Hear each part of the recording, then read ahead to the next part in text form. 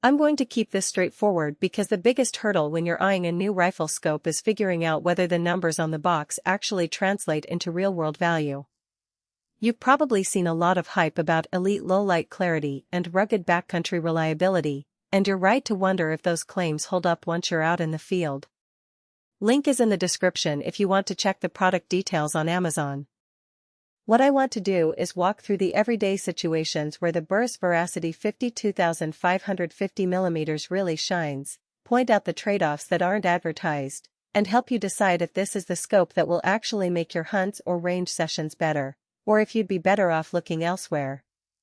First off, let's talk about why a 525 zoom range can feel like a double-edged sword. On paper, having a variable magnification that starts at 5 and goes all the way to 25 sounds perfect for everything from close-range brush hunting to long-range elk shots. In practice, the usefulness of that span depends heavily on how quickly you can dial it and how the image holds up at the extremes. The Veracity uses a fast, repeatable dial system that lets you jump from 5 to 25 in a matter of seconds, and the clicks feel consistent enough that you can return to a previous setting without overshooting. In my own early morning deer runs, I was able to start at 5 to scan a stand, then swing up to 12 when I spotted a buck moving through a thicket. The transition was smooth enough that I didn't lose the target, which is the kind of reliability you need when the animal has only a split second to decide whether to bolt. Low-light performance is another area where many scopes claim to be elite, but only a few actually deliver. The Veracity's 50mm objective coupled with an illuminated reticle provides a surprisingly bright picture at dawn or dusk, even without a high-end night vision device.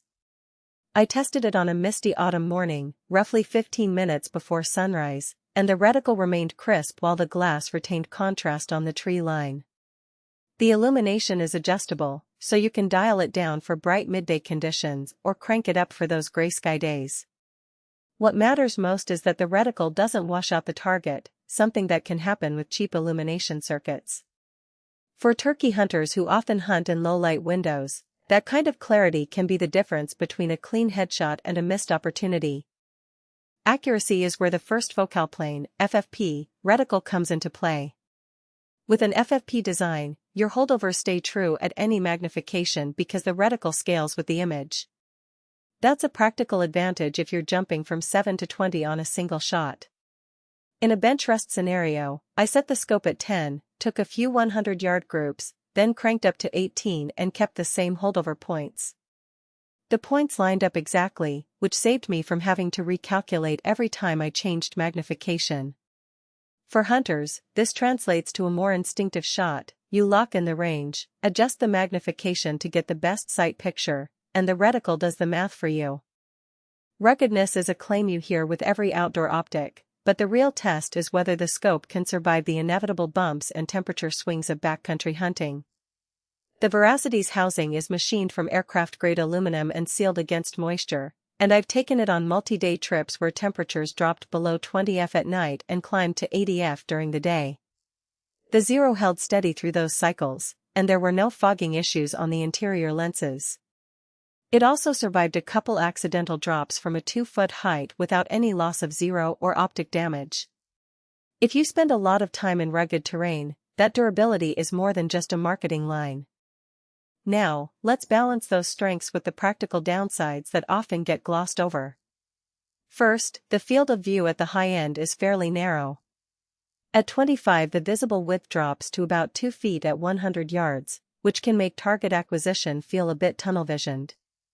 If you're shooting moving game at long range, you'll need to track the animal a little earlier than you would with a wider FOV scope. Second, the eye relief sits around 3.5 inches, which is decent but not generous enough for shooters who prefer a longer distance to avoid scope bite, especially on high-recoil rifles. I noticed a slight scope bite feeling after a rapid series of shots on a .308, which isn't a deal-breaker but something to keep in mind. Third, the weight is roughly 1.9 pounds, so on a lightweight mountain rifle it adds a perceptible front-end heaviness.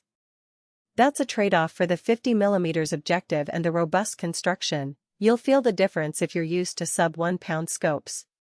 Price is another factor that often determines whether a buyer walks away or clicks add to cart. The Veracity sits in the mid to high range for variable scopes, and with a 4.1-star average from 47 reviewers, it's clear the product isn't universally loved, but it's